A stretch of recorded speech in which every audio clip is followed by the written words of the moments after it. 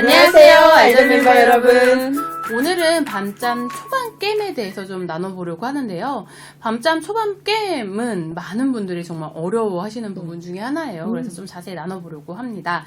밤잠 초반 게임이 있는 경우는 두 가지로 크게 나눌 수 있습니다. 첫 번째, 안 졸린 경우. 안 졸린 경우.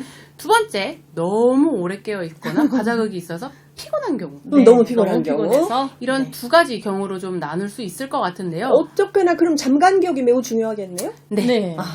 깨어있는 시간도 매우 중요하게 되겠죠. 그렇다고 한다면 우선은 이 판단, 상황 판단을 좀 해봐야 될 거잖아요. 네. 그럼 있는 시간이 너무 길고 과도하거나 과자극이 있는 경우에는 아이들이 어떤 행동을 할까요?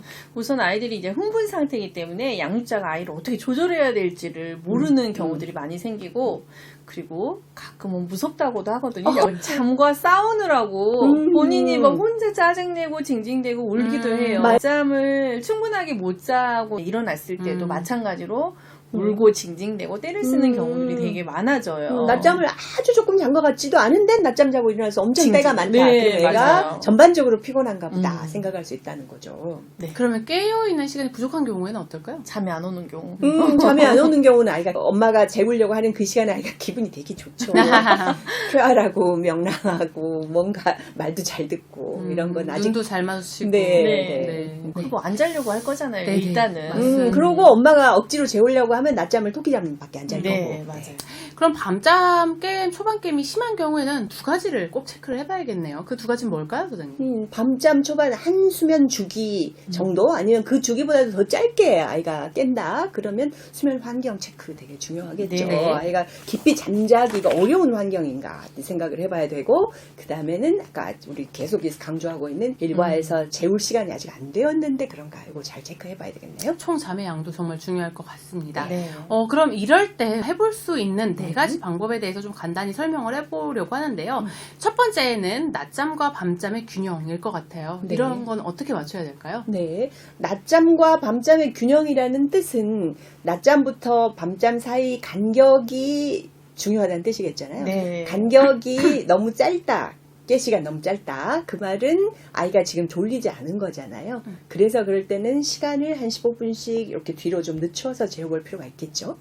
반대로 깨시가 긴데도 아이가 잠을 잘 안 자려고 한다면 과자극 때문이겠잖아요.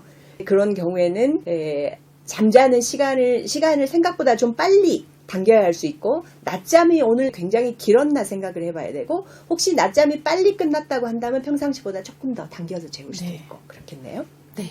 두 번째 또 중요한 부분인데요. 수면 연관이 어떤지 좀 파악을 해서 조정을 해줘야 될 수도 있겠죠? 네. 수면 연관이라고 하면 아이가 처음에 잠들 때 어떻게 잠을 청했느냐, 어떤 방법으로 잠을 잤느냐를 체크를 해보셔야 되는데, 만약에 다른 사람 도움에 의해서 잠이 들었다면 아무래도 한 주기가 끝나갈 무렵에 자연스럽게 잠이 깰 수가 있어요.